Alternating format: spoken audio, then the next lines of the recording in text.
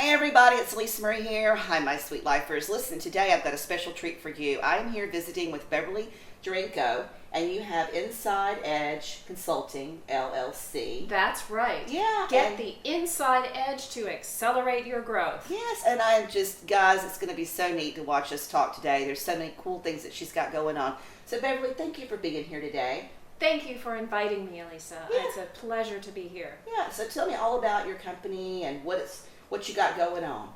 So I founded Inside Edge LLC in 2020 after I left the corporate world where I was the head of diversity and inclusion for an oil and gas company called Anadarko Petroleum. Right. The company was acquired by a competitor and they went in a different direction, so I took some time and I thought about what I want to do, and I realized what I absolutely adore doing is working on an individual level to change hearts and minds. One-on-one. Even in my job, I found I was drinking a lot of coffee because I was spending 50% of my days one-on-one with people, finding out how are you doing in the corporation? What is your sense of belonging? What are you seeing in terms of behavior in the culture? And how can we improve things so that we can become more inclusive? Right. And unmasking assumptions around diversity really gets us to the core of how people feel about one another in different groups. Mm-hmm. And I decided that's where I really want to focus.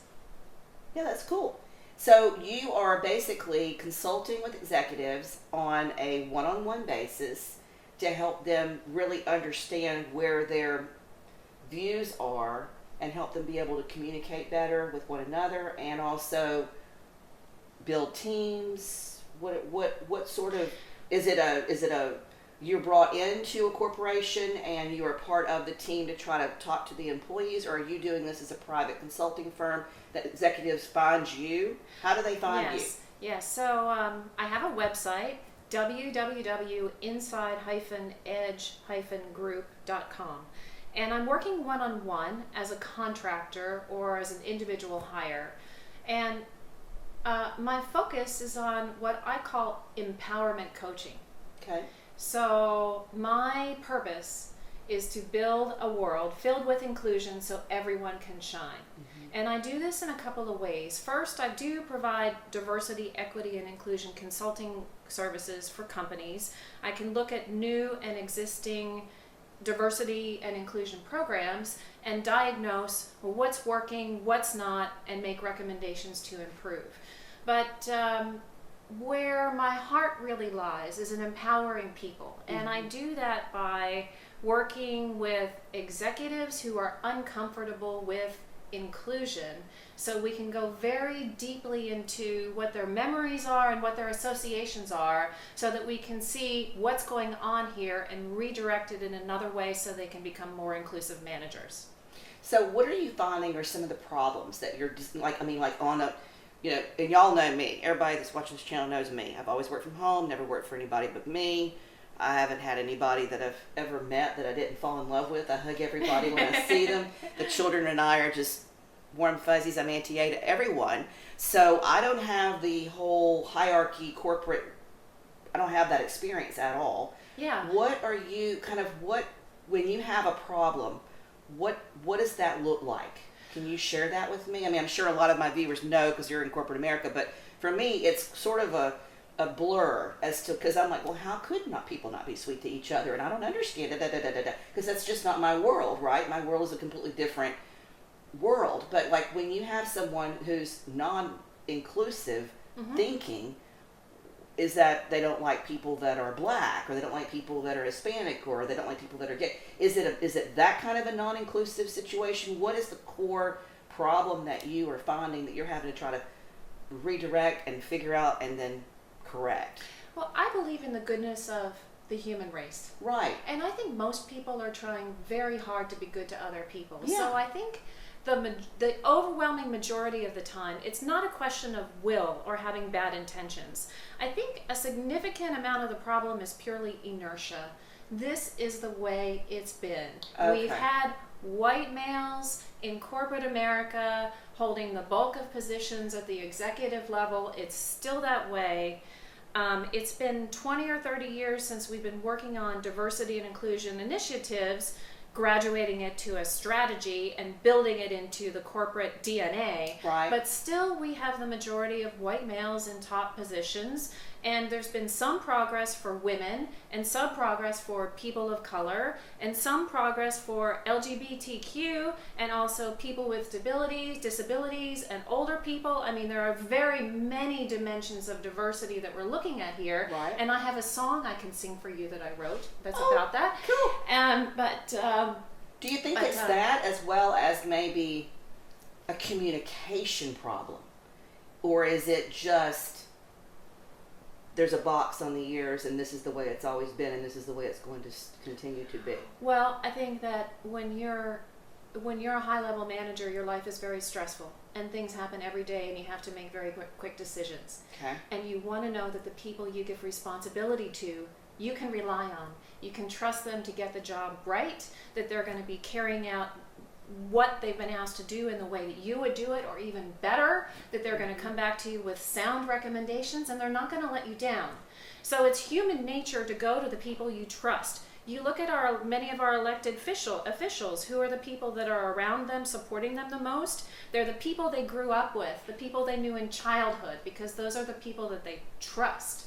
Right. So it takes effort to change. It takes 10 times the amount of effort to do something differently than you did it before. Oh, for sure. So we've got to really, that's why the education and awareness is so important, and we've got to change the way that we're thinking of things so that instead of reaching for that cookie that's right in front of you on your desk, you're thinking more broadly, what is going to be good for me and for my company in the long run?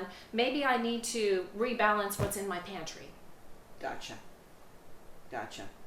So it's really a deep dive into the infrastructure of what needs to maybe be changed in a way that's going to be more inclusive.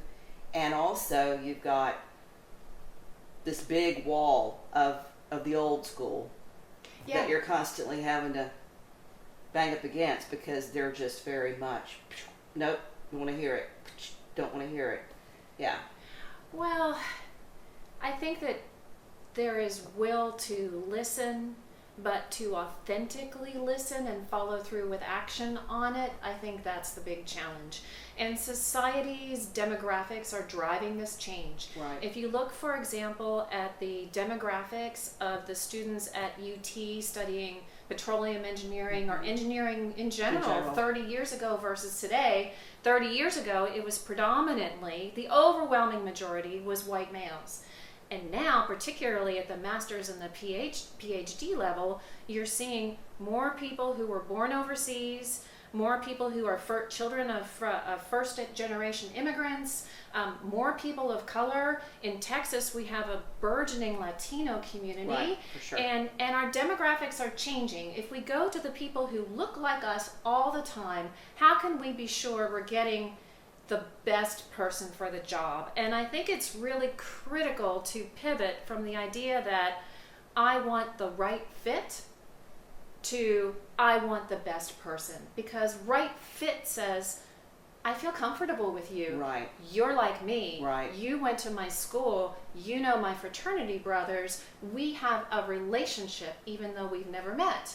But best person means this person is bringing these amazing technical skills. They have different life experiences than I have. They had different personal characteristics and things that they bring to the job and to their leadership style that will build my company and make it more successful than its competitors going into the future. Yeah. And that's important. That's an important total shift in the way that people are hiring and the people that they're trying to build in terms of teams. For our country, it's important. I have a great love of country, and I'm very proud of being an American. I've lived overseas for much of my working life. I've worked in Buenos Aires, Argentina. I worked all over Latin America. I've lived and worked in several cities in Europe. I was a contractor for a Japanese company for a while. That was really fascinating. I've been to the depths of Siberia working on the in the oil and gas business. So I've seen a lot of things. I've seen different cultures. I think we have tremendous things to offer as a country, but we really need to get behind this idea of belonging because of our changing demographics so that we can be successful as a country going into the rest of the century. For sure, for sure. Well, where's the song I want you to sing? Okay, so this is a parody. They call it a parody because it's a song to a tune that has different words. So originally this song was performed by the Ink Spots. I think it was in the 1940s. Okay. And the Manhattan Transfer did a cover of it in the 70s. It's called Java Jive. So I have several verses, but I'll just sing the first verse, Okay. or the refrain. Okay, are you ready? I am. Are y'all ready? Diversity is for me. Inclusion is the way to be. Ethnicity, race, LGBT, disability, gender, age. Wow, that's cool. There are more verses. Yeah. I would love to find a professional. If you are a professional singer and you would like to work with me, better yet, if you are a celebrity and would like to help me record this song and promote it to promote the idea of diversity, equity, and inclusion, please contact me. Yes, and that's a great way to end this. I want to thank you for being here. And guys, all of her information on how to get a hold of Beverly, her company, and everything will be in the episode notes below. I hope you guys have found some value in this episode, and we look forward to seeing you soon on the channel. Take care. Thank you. Bye.